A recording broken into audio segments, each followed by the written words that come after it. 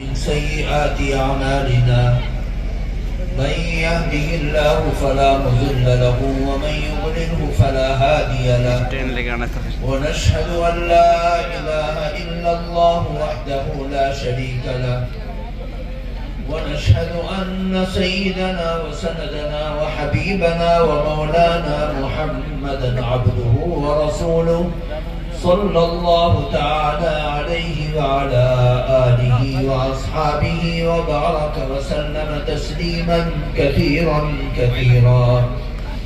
أما بعد فأعوذ بالله من الشيطان الرجيم. بسم الله الرحمن الرحيم. لعن الذين كفروا من بني إسرائيل على لسان داود وعيسى بن مريم ذلك بما عصوا وكانوا يعتدون كانوا لا يتناهون عن فعلوه لبئس ما كانوا يصنعون. صدق اللہ العظیم.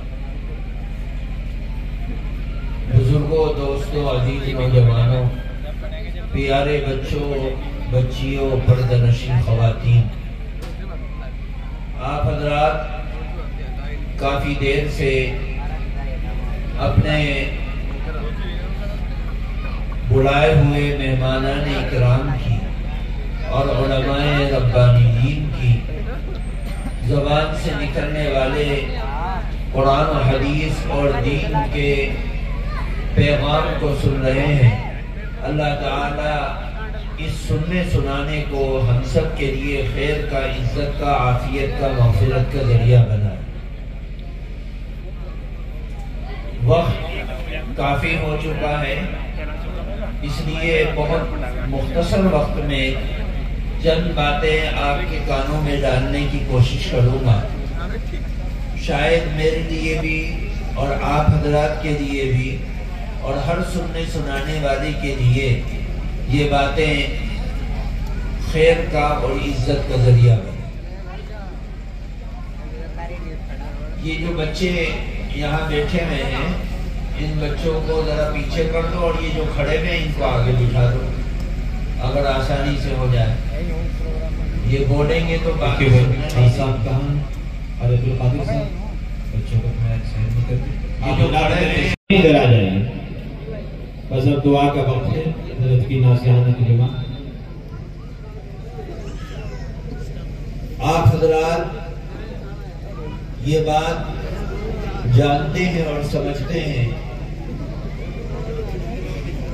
کہ ہمارا مذہب اسلام، جس کو یہ شرف حاصل ہے کہ آقائے نامدار سرکار دو عالم جناب محمد رسول اللہ صلی اللہ علیہ وسلم کی ہم امت ہے. ہم کلمہ پڑھتے ہیں، نبی کریم صلی اللہ علیہ وسلم کا نام نامی اسم گرامی اس کلمے کے اندر آتا ہے. آپ کی رسالت کا اعلان کرتے ہیں، آپ کے لائے ہوئے دین اور مذہب پر یقین رکھتے ہیں اور اس کے پیغامات کو سمجھتے ہیں اور جانتے ہیں. میرے بزرگوں، دوستوں، دین اسلام کی سب سے بڑی خاصیت یہ ہے کہ اللہ تعالیٰ نے اس دین کے اندر سمجھنے اور سمجھانے کے ایک ایسے اصول کو رکھا ہے جس کے اوپر عمل کرنے والا ہر زمانے کے اندر اللہ کے دین میں سربلند و بالا رہتا ہے. میرے بزرگوں، دین اسلام کی خاص خصوصیت یہ ہے کہ پروردگار عالم نے اس دین کے اندر امر بالمعروف نہی عن المنکر، اچھائیوں کا حکم دینا اور برائیوں سے روکنا، یہ اس دین کا ایسا فریضہ بنایا کہ امت جب تک صرف یہ دو کام کرتی رہے، اچھائیوں کا حکم دے اور برائیوں سے روکتی رہے، اللہ تعالیٰ اس دین کو بھی سربلند و بالا رکھے گا اور اس دین کے ماننے والوں کو بھی عزت سے رکھے گا. میرے بزرگوں، دوستوں، پروردگار عالم نے ہر زمانے میں نبیوں کو بھیجا اور ان انبیاء کا کام یہی تھا کہ وہ لوگوں کو اچھائیوں کا حکم دیتے تھے اور برائیوں سے روکتے تھے۔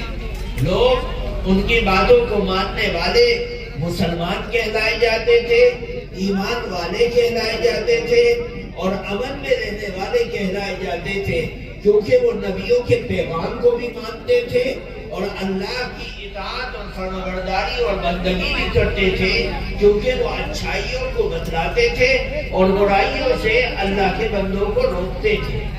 میرے بزرگوں، دوستوں، اللہ کے ہر نبی نے اس دنیا میں آنے کے بعد بھٹکی اور گمراہ قوم کو اللہ سے جوڑنے کے لیے ان کے اندر سے گناہوں کو ختم کیا اور اچھائیوں کو ان کے اندر محبت کے ساتھ پھیلانے کا کام کیا۔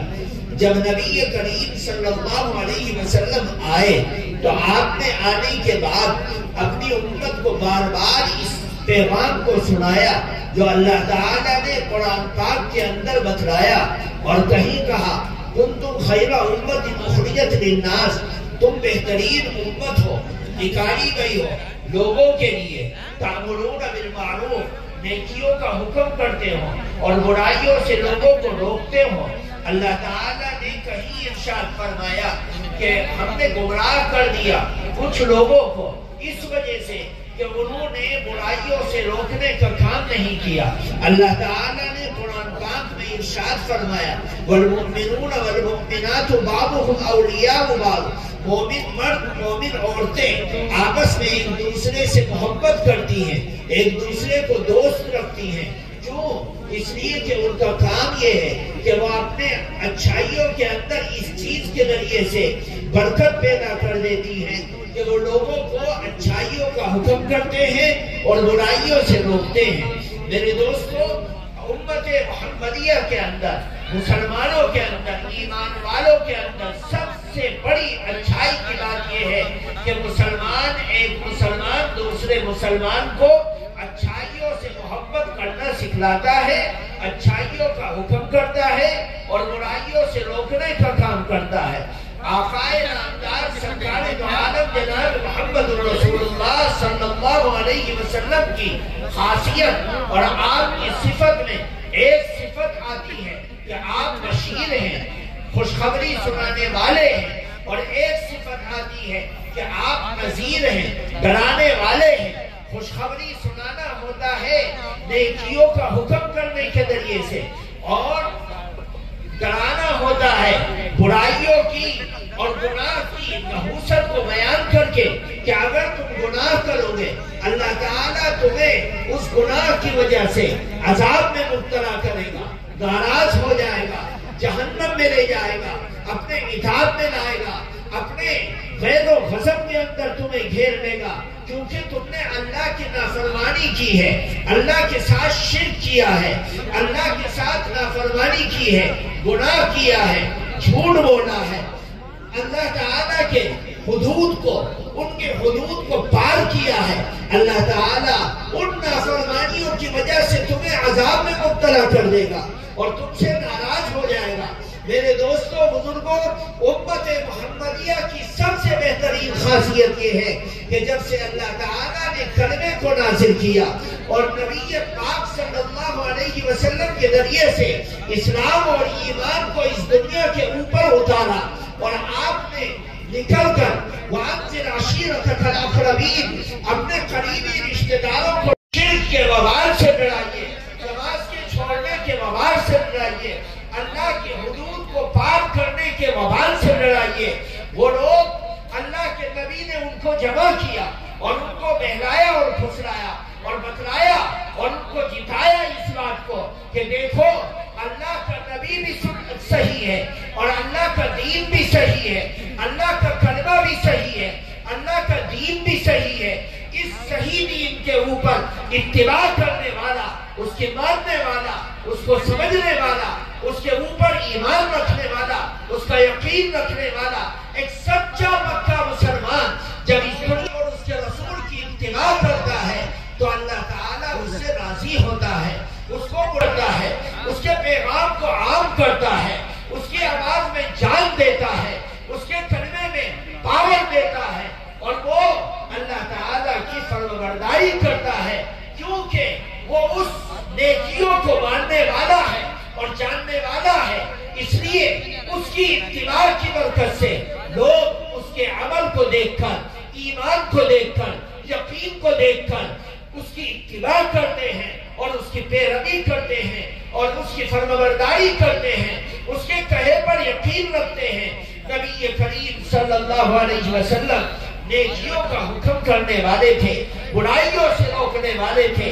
اس صفت کے لیے سب سے بہترین چیز یہ ہے کہ اس اتباع کرنے کا حکم دینے والے کا سچا ہونا ضروری ہے۔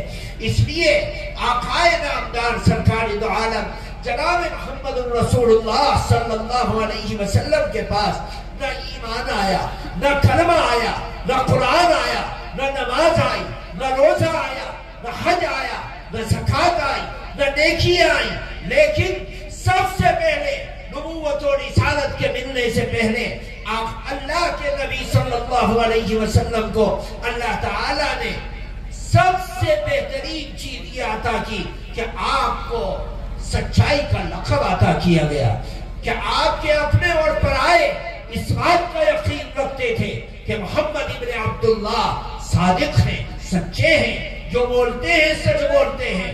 نبی کریم صلی اللہ علیہ وسلم جبل ابی قبیس پر کھڑے ہو گئے اور مکہ کے قبیلوں کے لوگوں کا نام لے کر بلانے لگے اور ایک ایک قبیلے کو بلایا، ان کے سردار جمع ہو گئے کہ آج محمد ہمیں کیا پیغام دینے والے ہیں۔ آپ صلی اللہ علیہ وسلم نے ان کو کہا، اے فلاں قبیلہ، اے بنو کلاب، اے بنو سلمہ، آؤ اگر میں تمہیں یہ بتلاؤں کہ اس پہاڑ کے پیچھے سے ایک لشکر جرار آ رہا ہے جو تمہارے اوپر حملہ آور ہونے والا ہے، کیا تم میرا یقین کرو گے، مجھے سچ مانو گے؟ بیک زبان سب نے کہا کہ اے محمد ابن عبداللہ، ہم نے جب بھی آپ کو بولتے ہوئے دیکھا، سچ بولتے ہوئے دیکھا، اے محمد ہم آپ کی بات پر یقین رکھیں گے کیونکہ آپ سچے ہیں، امین ہیں، امانت دار ہیں، سچ بولنے والے ہیں۔ آپ نے ہمیشہ جب بھی بولا سچ بولا۔ تو اللہ کے نبی صلی اللہ علیہ وسلم نے اب ان کو منکر سے روکنے کا کام کیا اور معروف سے محبت کرنے دلانے کا کام کیا۔ آپ نے فرمایا، اے لوگوں، جب تم مجھے سچا مانتے ہو، آؤ اس بات پر یقین رکھو کہ میں محمد ابن عبداللہ اللہ کا پیغمبر اور رسول ہوں، مجھے اللہ نے نبوت سے مالا مال کر کے بھیجا ہے اور میں اس بات کی شہادت دیتا ہوں کہ اے لوگوں، اللہ اکیلا تنہا ہے، اس کی وحدانیت کے اندر، ربوبیت کے اندر، خلاقیت کے اندر، رزاقیت کے اندر ایک نائی کے دانے کے برابر بھی کوئی شریک اور صحیح اور مددگار نہیں ہے۔ وہ اکیلا تنہا ساری کائنات کے نظام کو چلانے والا ہے۔ اے لوگوں، اللہ کی وحدانیت پر ایمان لاؤ اور جھوٹے خداؤں سے اپنے ناطے کو توڑ دو اور میری رسالت کا اقرار کرو۔ لوگ برگشتہ ہو گئے، ناراض ہو گئے، منہ چھپا کر چلے گئے۔ آپ کو مانتے تھے کہ آپ سچے ہیں، آپ کو جانتے تھے کہ آپ امین ہیں، آپ پر یقین رکھتے تھے۔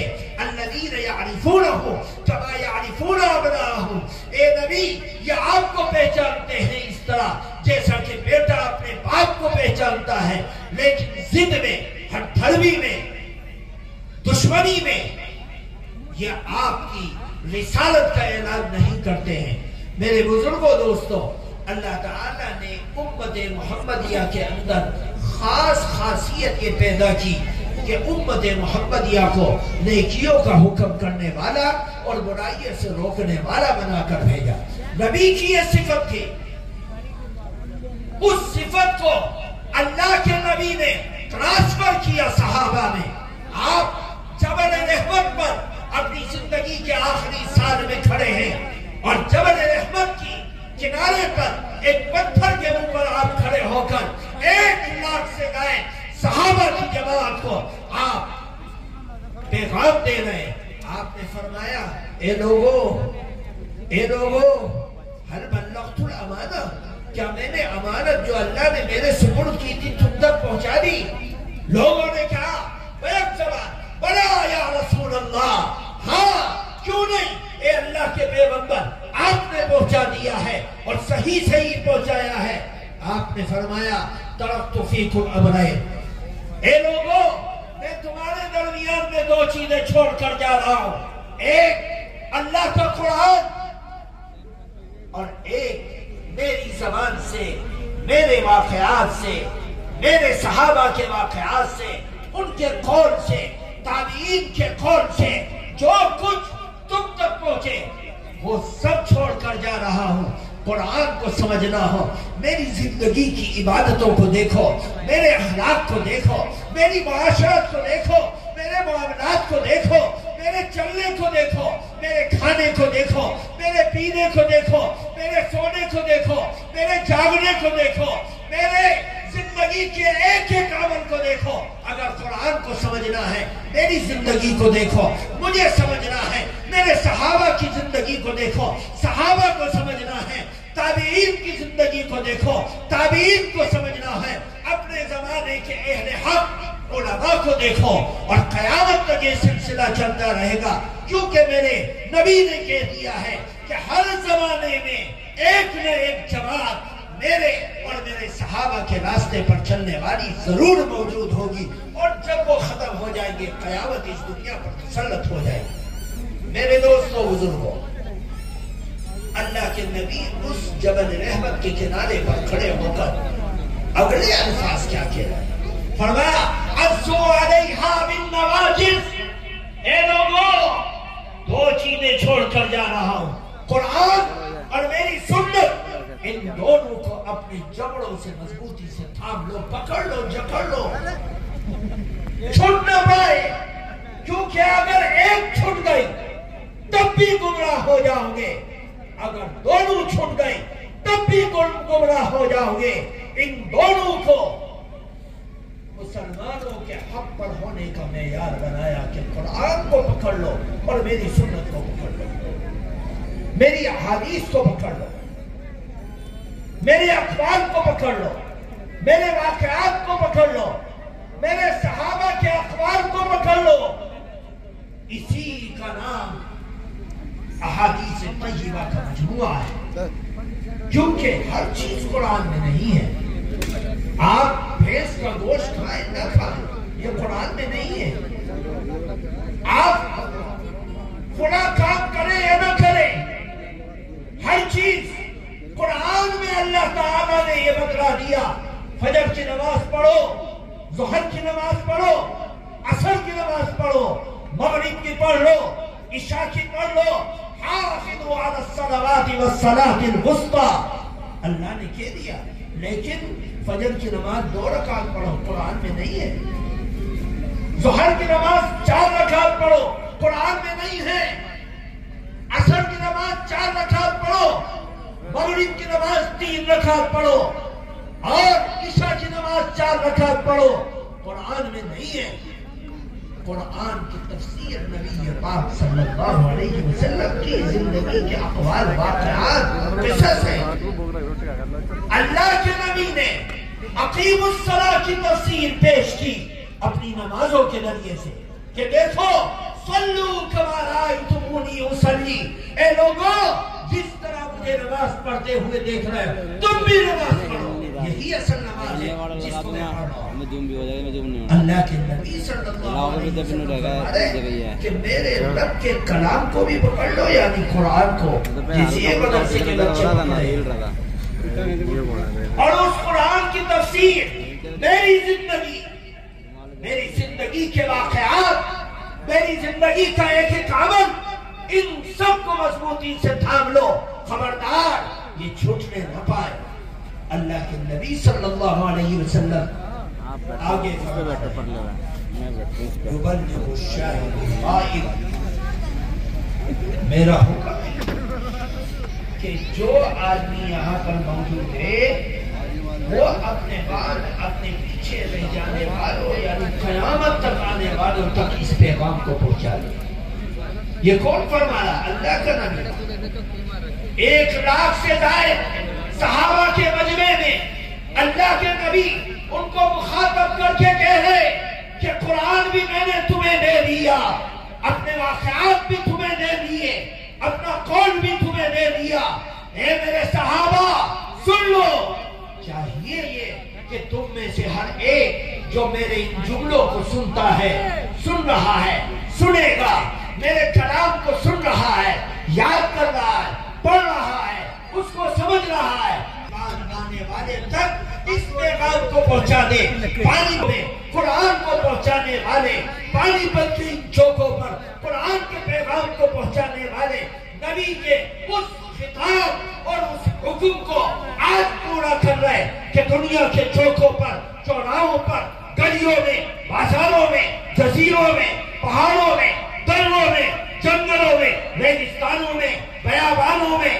جزیروں میں، دنیا کے کونے کونے پر آج قرآن کے پیغام کو لے کر چلنے والے، پھرنے والے، دوڑنے والے، سیر کرنے والے آج دنیا کے کونے کونے پر جو دین کی تبلیغ و اشاعت کر رہا ہے، دین کی تعلیم اور تفسیر کا کام کر رہا ہے، دین کی نشر و اشاعت کا کام کر رہا ہے، اللہ کے نبی صلی اللہ علیہ وسلم کے اس حکم کو اور اس فریضے کو پورا کر رہا ہے جو اللہ کے نبی نے امانت کے طور پر صحابہ کو منتقل کیا تھا۔ میرے دوستوں، بزرگوں، آج ہم اسی کو کہتے ہیں کہ اس امت کا امتیاز ہے کہ نیکیوں کا حکم کرتے رہو، برائیوں سے روکتے رہو۔ جب امت اگر ایک کام کو پکڑ لے کہ صرف نیکیوں کا حکم کرے اور برائیوں سے روکنا چھوڑ دے تو وہ کامل امت نہیں ہو سکتی۔ کامل امت جب ہوگی جب اچھائیوں سے بھی لوگوں کو جوڑے اور برائیوں سے بھی لوگوں کو توڑے تو یہ امت کامل و مکمل ہو جائے گی کہ چونکہ وہ امر بالمعروف بھی کر رہی اور نہیں عن المنکر بھی کر رہی۔ اللہ نے نبی پاک صلی اللہ علیہ وسلم کی زبان پر ایک واقعہ جاری کروا دیا۔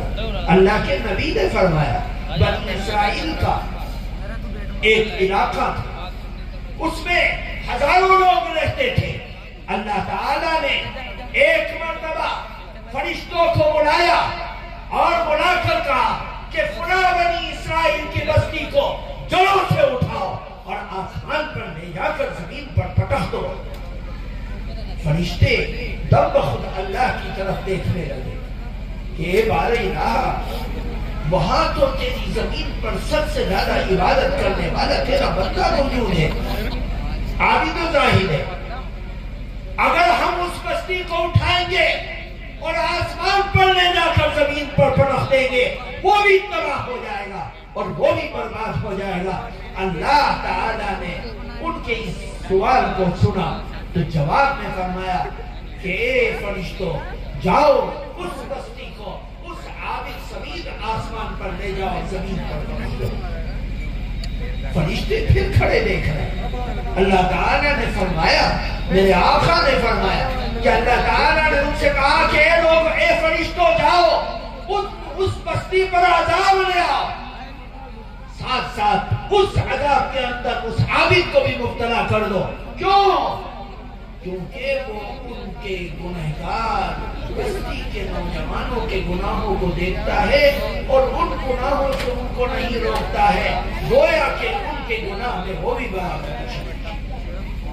آج ہمارے بچے اور بچیے، ہماری گلی کوچے کے نوجوان، آج ہمارے سماج کے اندر بچیے مرتد ہو رہی، ان کی حیا کو تاٹ کیا جا رہا، نوجوان اپنی خربستیوں کے اندر مبتلا ہے، نمازی نماز میں ہے، قرآن کی تلاوت کرنے والا قرآن کی تلاوت میں ہے، اپنے گھر کو بچانے کی فکر کرنے والا گھر تک محدود ہے، اللہ اور اس کا رسول کا نام لینے والا وہی تک محدود ہے، حج پر جانے والا حج کے سفر میں اپنے آپ کو غرق کیے ہوئے ہے، لیکن وہ یہ نہیں سوچتا ہے کہ ہمارے سماج میں، ہماری گلی میں، ہمارے کوچے میں، ہمارے دیار میں، ہمارے محلے میں ہماری کتنی بچیوں کی عزتیں لٹ رہی ہیں،